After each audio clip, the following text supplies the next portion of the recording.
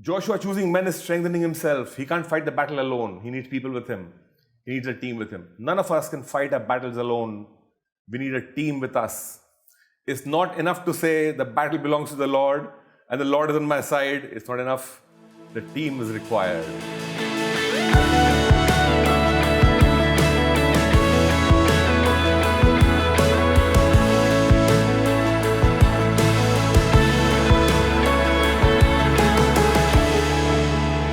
Exodus chapter 17, verse 8, which says, "Then came Amalek and fought with Israel in Rephidim."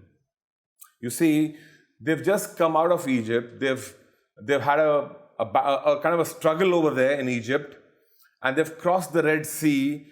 They've seen a huge army drowning, and they have crossed over and they have celebrated.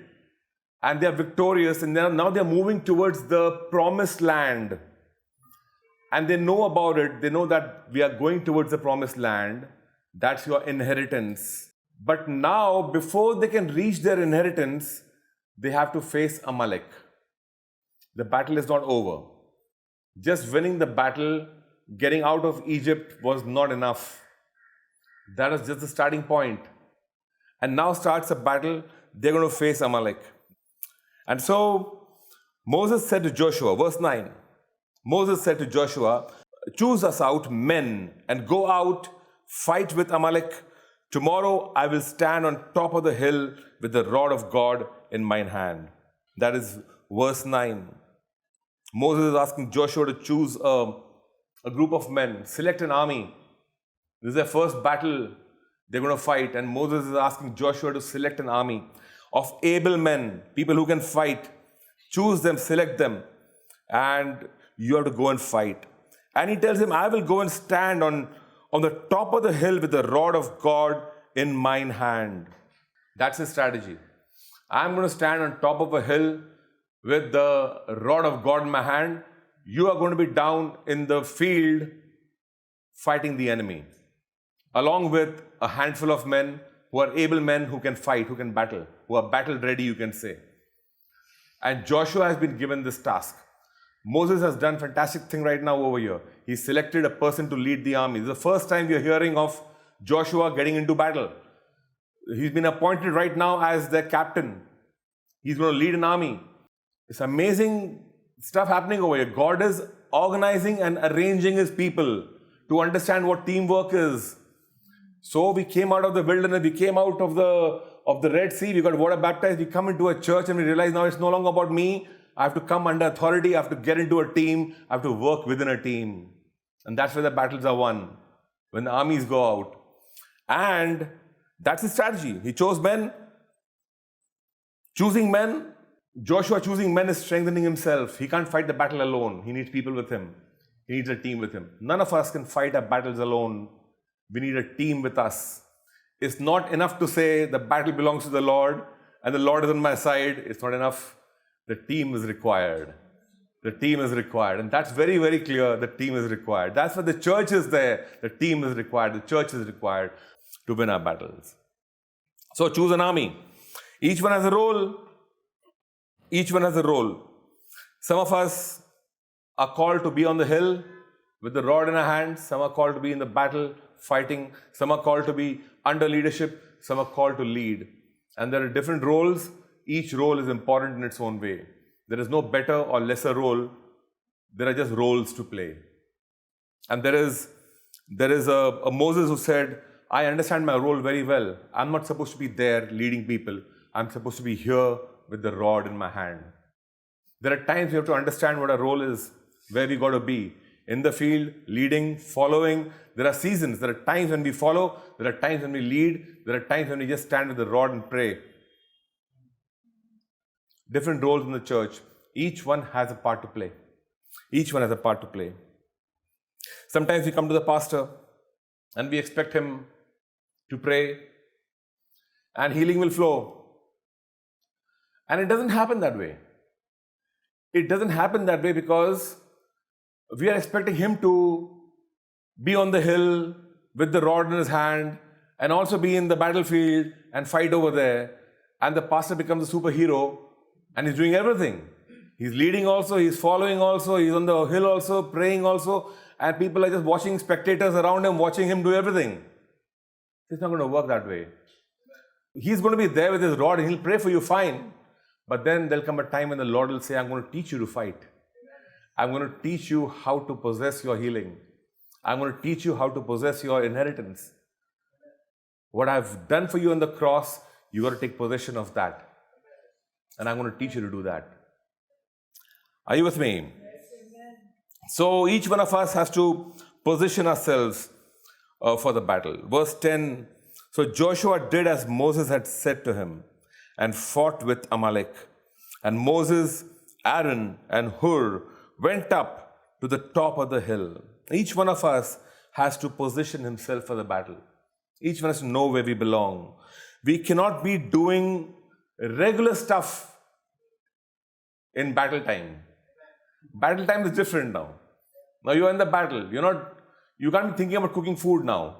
You are in battle. You can't be thinking, getting entangled in the day-to-day routine of life because you are in battle now. It changes. We have to know our roles and we have to be in the right position. Your position might not be the kitchen. Your position might not be your workplace. At that point of time when the battle is on, things change when the battle is on. It changes when the battle is on. So, we must know where we are positioned. Am I still in my house and in the comforts of my house, or am I in a bunker? The position, the understanding has to change. 2 Timothy chapter 2, verses 3 and 4 says, Thou therefore endure hardness as a good soldier of Jesus Christ.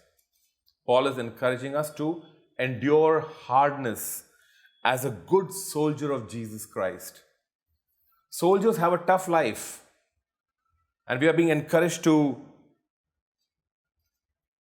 go through that harshness, bear it and tolerate it as a good soldier of Jesus Christ. Good soldier will bear it all. He will not complain. He'll say, okay, I can take it in my stride.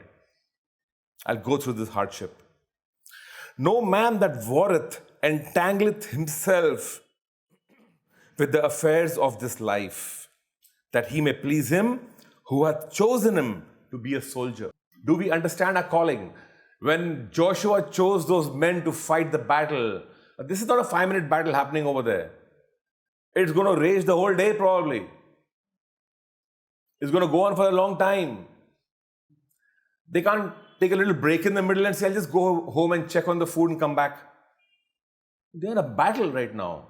Everything is different. You might not get food the whole day probably. You might not get food the next day also probably. You have to be just prepared for it mentally. We are in a battle. I may not get comforts. I may have to dig a hole and kind of hide in it and stay there for I don't know how many hours. I once had the opportunity to go to Ladakh, the highest battleground in the world, and meet some soldiers who were coming back from there. For them, it's a matter of pride that we were on the Siachen Glacier and we're coming back, and they get their medal for that. So they were sharing experiences. But they were saying how it is over there when you're on the front line, and people shoot random. This is something they shoot at you. There's nobody to control anything. There's no control over there.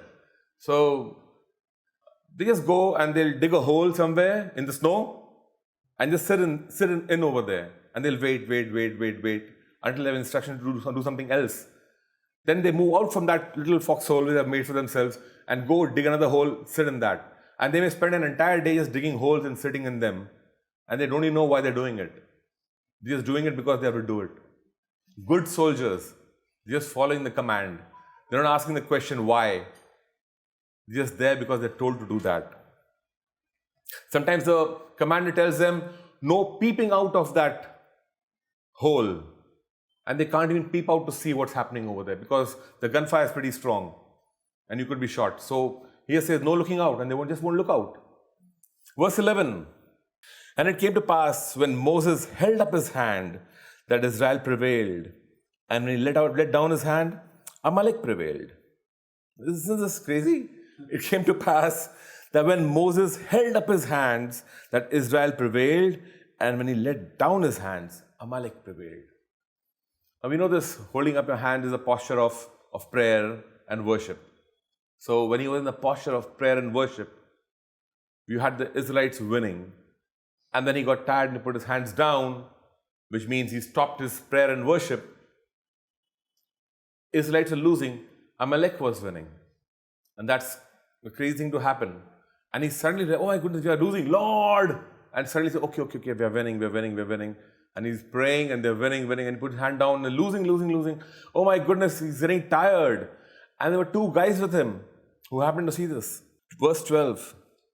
Moses' hands were heavy, and they took a stone and put it under him, and he sat thereon. And Aaron and Hur stayed up his hands, the one on one side and the other on the other side. And his hands were steady until the going down of the sun. Support. Your leader needs support. He can't fight the battle himself. He needs support.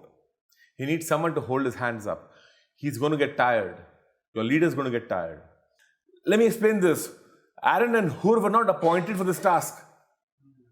They were not appointed, okay, you two come up with me, my hands are going to get tired, so you have to hold my hands up. No, there's no appointment over there. They just came up with him. They said, okay, Moses is going up. We think our place is right next to Moses. Because we don't belong there in the field right now. There were people who could discern where we belong, where we should be positioning ourselves. And they positioned themselves in the right place. They came up with Moses on the hill. And that's where they were. And because they were there and they suddenly realized he's getting tired, we can do something about it. And they could do something about it because they were available. They were just there with Moses. If they were not there with him, they wouldn't have been able to help him. God would not have been able to use these two mighty men in this way. God used Aaron and Hur to fulfill his purposes. Two guys who were not appointed. They were not angry that Moses appointed Joshua as a leader.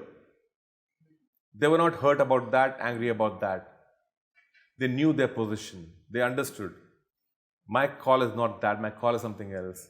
I'm called to be somewhere else. And they were in the position where they were supposed to be. And great things happened.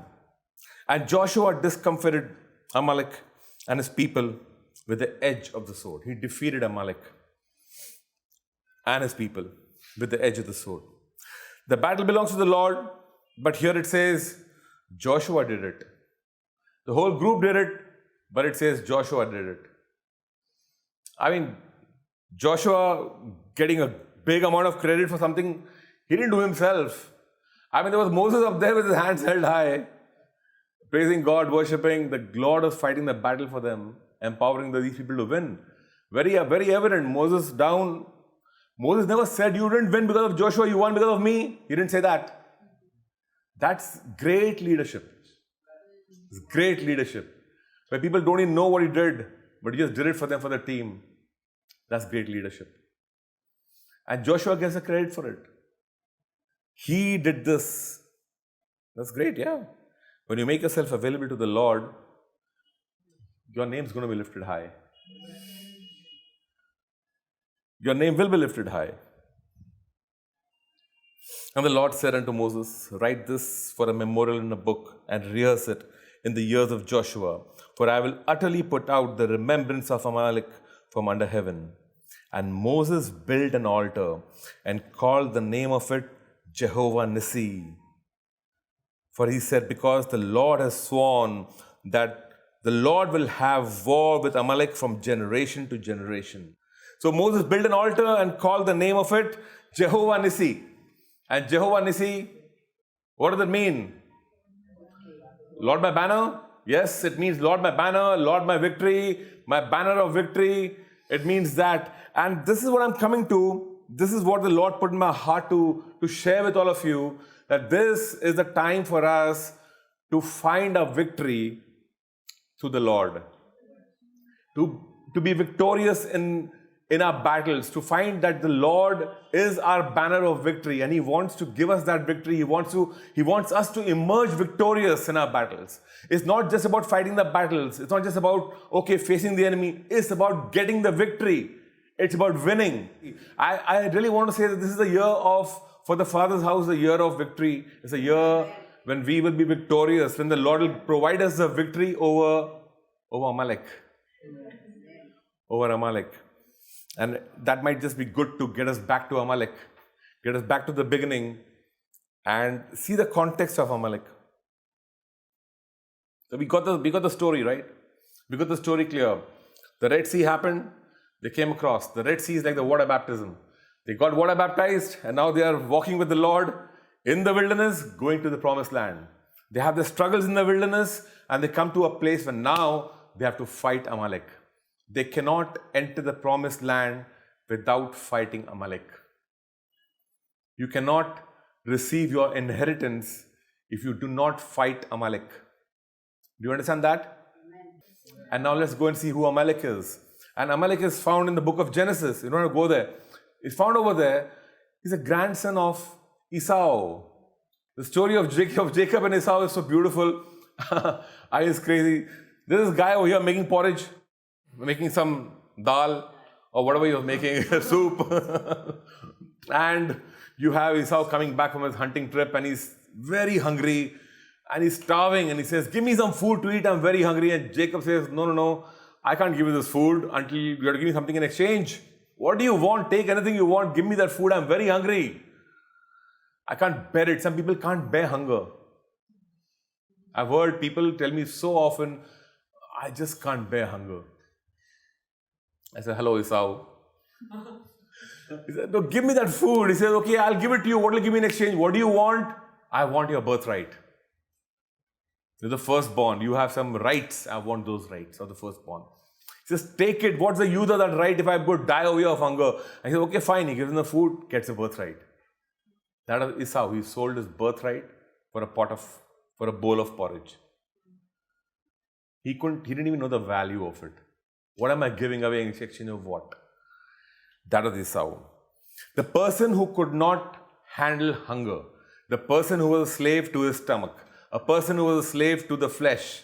We're talking of a carnal Christian, right? And when you talk of Amalek and the battle with Amalek, our battle is not against flesh and blood anymore, right? The battle with Amalek is a battle with carnality. And the Lord is saying, I'm Jehovah Nissi. I will give you victory over your carnality. First, you fight your flesh. Amalek is standing right there. Fight your flesh. Oh, this is tough, Lord. What's my strategy? Strategy? I need a team. I can't do it alone. I've seen people struggling with alcohol, winning the battle when they're put in a team, when they're put in a group. I've seen people struggling with pornography. Same thing. Put in a team, accountable to one another, they win their battle over there. People struggling with whatever issues they have, the minute they come in a team, in a group, they win their battle. They win their battle. People struggling with finances. When they get accountable to someone in the church, in their life group, when they come in a group of 2 or 3, a cohort of 3 or 4 people, they start winning their battle. They start winning their battle. Finances, debts. I've seen people getting out of debts and you couldn't do it alone. They couldn't have me in the team. I needed a team of people also along with me. I said, can we help these people? And the minute it became a can we help these people, it became easier to help the people. It became easier. The team working together is mighty. It's mighty. Amen. So that's a strategy. But along with that, what else do we need? We need some prayer and worship.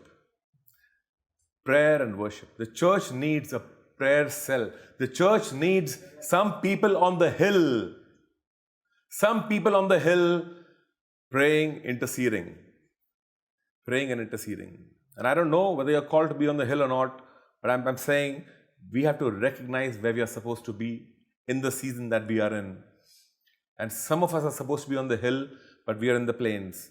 Like me, I can't be in the plains anymore. I have to be on the hill. So are people who are called to be on the hill. The hill is an amazing place. The hill is not for everybody. The hill is a higher standard always, remember that. It's always above the fields. People on the hill can see further than what people in the plains can see. People in the hills are prophetic people who have a vision. They are people on the hill. People on the hill see the whole nation. They don't see micro things. They observe the whole battlefield. They can see everything. They can see the enemy. They can see our people. They can see what needs to happen, what does not need to happen. People on a hill. And every church needs that. Some people on a hill. Some people on a hill. These are people who will get no credit. They get no credit. Nobody claps for them. In fact, they clap for the people down there and say, well done, team. You won, you won, you won. Nobody knows what they did. That's a sacrifice of the people on the hill. They live a life which is of a higher standard, and they help people win their battles. They help people make the right choices, and yet they get no acclamation for that. They get no reward for that. The reward is in heaven. Winning your battle over the flesh, prayer and worship, fasting is a powerful weapon. When we are fighting with the flesh, what does the flesh want? When you talk about the flesh, when you say Amalek, carnal Christian, what are we talking about? The 4 top things. You'll find an entire list in Galatians 5. It's an entire huge long list of the things of the flesh. But I'm going to top 4 things today. The top 4 things which Christians are struggling with. The Christians are struggling with. They are struggling with money. They are struggling with food, appetites. They are struggling with addictions. And they're struggling with sex. 4 things where confusion lies in their minds. They're totally messed up in these 4 things. Not sure which way to go, this or that. 4 areas. What do we need? When we have a struggle with food, what do you need? You need fasting, self-control. All 4 of these need self-control. Self-control. And I'm telling you, this is the year when the Lord will make us battle ready. He'll prepare us for the battle. He'll help us win our battle over Amalek. He will give us that self-control that is required to receive our inheritance. To finally receive our inheritance. We cannot receive an inheritance if we have no self-control. I mean, just imagine somebody giving me a huge sum of money and I have no control over my spending habits. I'll just blow it up. It'll be gone. It'll be over. But how good it would be if that person who gave me that money first built me up, taught me self-control, gave me an understanding of how finances work, and then handed the money to me, and now I would put it to productive use and multiplied it. And that's what God's going to do. Give us victory. Victory over the self. Victory over the self. Victory over Amalek. And how do you get that victory over the self? Worship, praying, fasting, worshipping the Lord. And I'm going to win my battle because He is with me, of course, and He's going to help me. How am I going to win it? Fasting and praying, worshipping, fasting, praying, worshipping, fasting, praying. That's my entire 1 year. 1 year of worshipping, fasting and praying. Amen. It's not 40 days. Amen. It's 1 year. It's 365 days we do that. Because we got to move very fast into our inheritance. We don't want to spend 40 years in the wilderness. We want to move into our inheritance. We get into fasting and praying. Amen. God bless you all.